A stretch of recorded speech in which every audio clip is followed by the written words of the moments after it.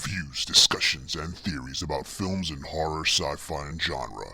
This is The Horror Deconstruction. Like, share, and subscribe to hear more.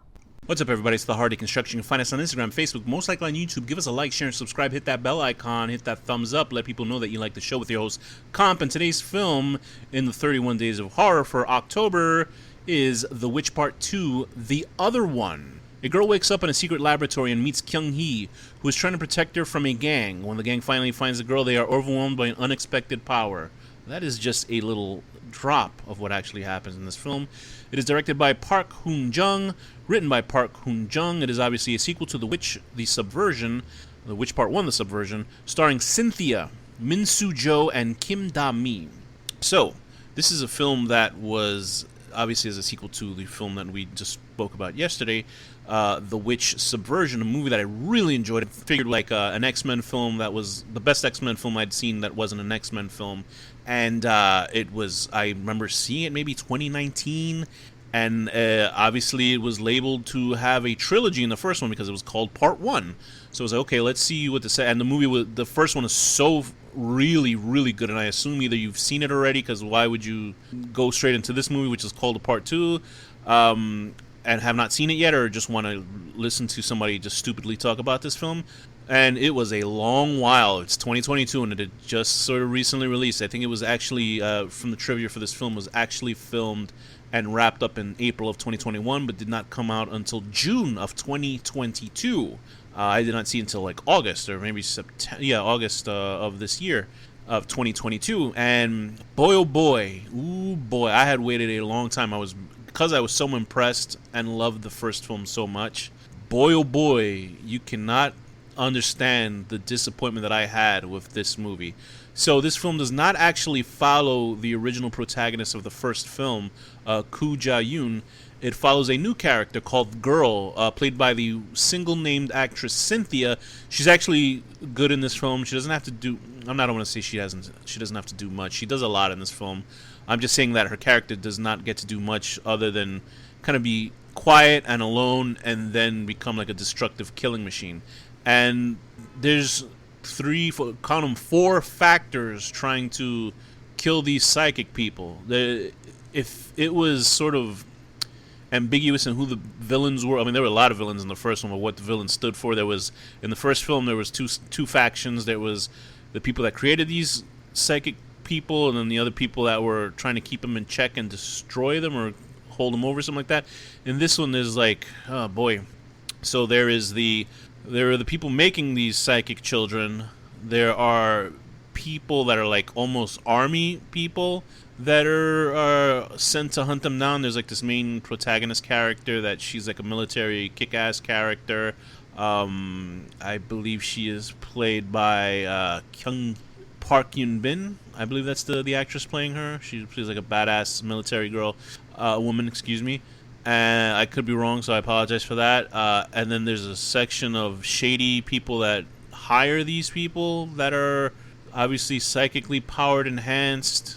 There's the psychic people. Another group of people, they have the repetition of the four villainous teenagers like they had in the first movie, but at least in the first one they were sort of interesting. In this one, they're sort of boring and carbon copies of the villains in the first film.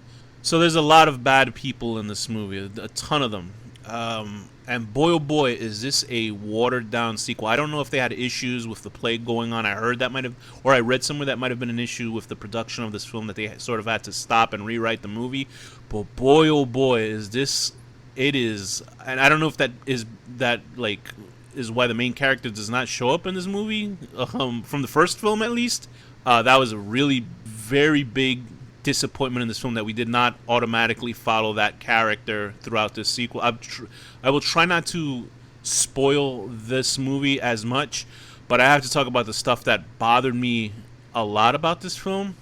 Is that you are following the girl character. It's a basic carbon copy of the first film, where she is taken in by this woman who is they are very ambiguous about this woman's past. I think I read in the summarization of this film, she is Kyung-hee, and so Kyung-hee is not the army girl. I just named the wrong character. Kyung Hee is the woman that is running away from these Korean mafia guys that I think had a issue because her father was the top dog, and then he tried to kill this mafia guy, and then this guy's trying to take over. So I apologize, I got that wrong.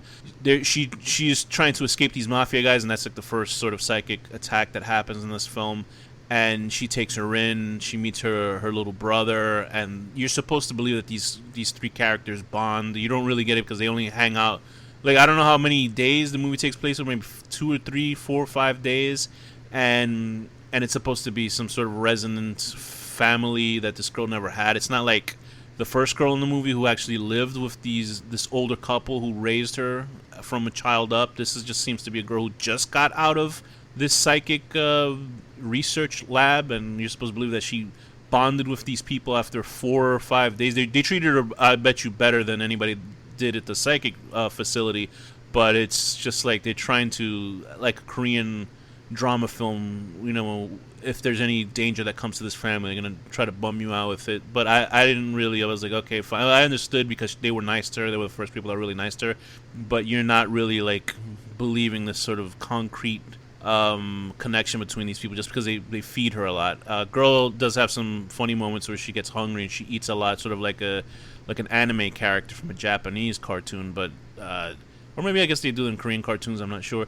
But the military people are not very likable either. In fact, I think they're probably the worst part of the film. Oh boy, I think sometimes foreign films, I think they try to have English speaking scenes to play better in American cinema.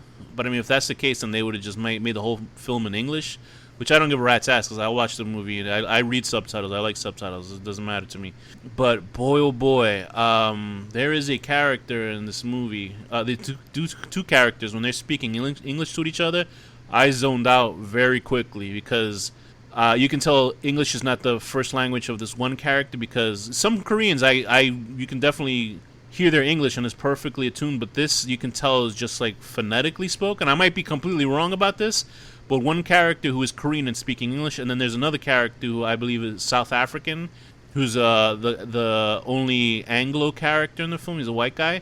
Oh boy, that acting! Like I can only imagine like this guy was like a stuntman, and then he became like an actor. Because I don't know if in Korea they can tell if an actor is like from another country is a bad actor when they speak Korean. Do you know what I mean? So it's just like the English scenes are so jarringly bad with these, and this is a person who speaks English. Like they're like they speak English as a first language, and it's just the acting is just so over the top and bad. They're good at the action in the movie, but boy oh boy is it really a stickler. It's so bad.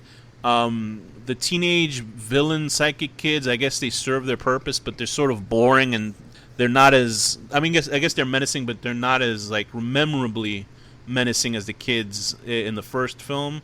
Although honestly, it's the main guy was really the menacing one because he got all the screen time. Everybody else was sort of just there. And in this, it's just 4 of them, and you just don't give a rat's ass. So the military characters are sort of obnoxious. It was funny because as I was watching this, I hadn't seen the first film since maybe 2019. And I actually had to watch a recap because I was watching the main characters, and I thought the military girl was the main girl and I was like, wait, that doesn't look anything like this girl.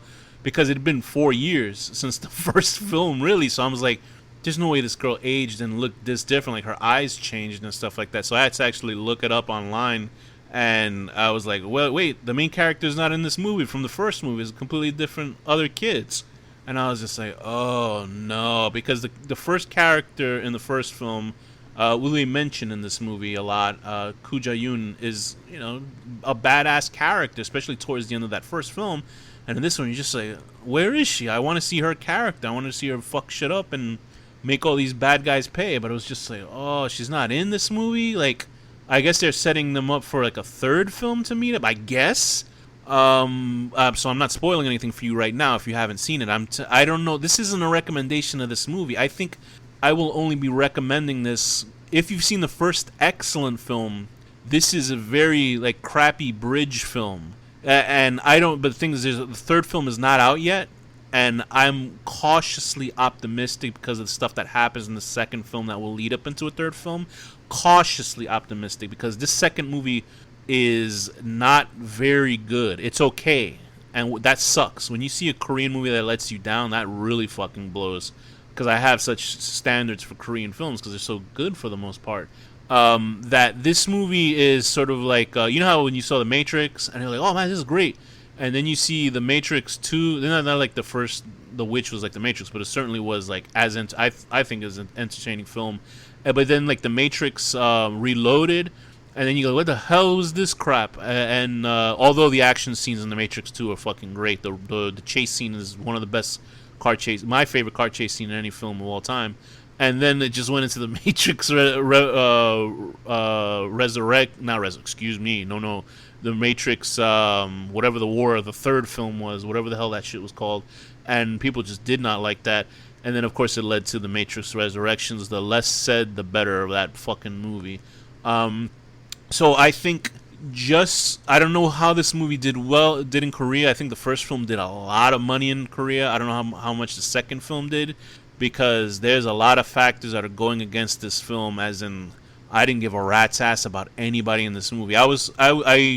I watched it going into seeing, I just want to see all the bad people punished in this movie. Like the scumbag villains get punished. The mafioso guys are scumbags in this movie. The punk sidekick kids are bad. I even wanted the army people to get punished, but they seem to be bad guys, but then they're also like seen as good guys towards the end. So I'm like, get the fuck out of here. Like, I didn't give a rat's ass about anybody in this movie. Maybe no, I really didn't care. Like maybe the main girl and her adopted family, maybe, but they're so paper thin that you really don't. I really didn't care. I did not care about anybody in this movie, and that sucks. Are the action sequences good towards the end? Yes, but you have to wait nearly 2 hours, or an hour and 50 or hour 40 minutes to fucking see an even decent action sequence in this movie. And so it's just like, oh boy, and it is worth it watching at the end when it all goes crazy. But then it feels like short. It feels like unnecessary because it's obviously setting up for the third and final film. So watch it. I guess I watched this one, so to punish yourself, maybe you should watch this one if you saw the first one. It certainly is an incredible loss in quality compared to the first one. Not production-wise, not acting-wise. Well, maybe from the English-speaking scenes, yes, those are horrible. But it really is just a letdown compared to the first film. And I would say the only reason to watch this film is to get ready for the third film, which I think they're going to make. I'm not sure. I hope they did if I have to watch this crappy second movie. But it's not total crap or it's a complete waste of time. But I think that it is, compared to the first movie, where I remember certain sequences of... I don't really rewatch films, but if I remember sequences from the first film and then I'm watching this one, I'm like, ooh, this is kind of boring and unnecessary. It makes you go, oh, okay. I hope the third one fixes it, because I think now productions are sort of getting back to normal after the plague. So we'll see what happens. As a sequel, I will give it a 5.5, and that's really bad because the first one was like about a 8.5 to a 9. So I'll give this about a 5.5. Screwing up a underworld mafioso doctor veterinary guy's hand, so he can't even pet his little doggies nicely. And with that, this has been the Hard Deconstruction. Thank you for listening.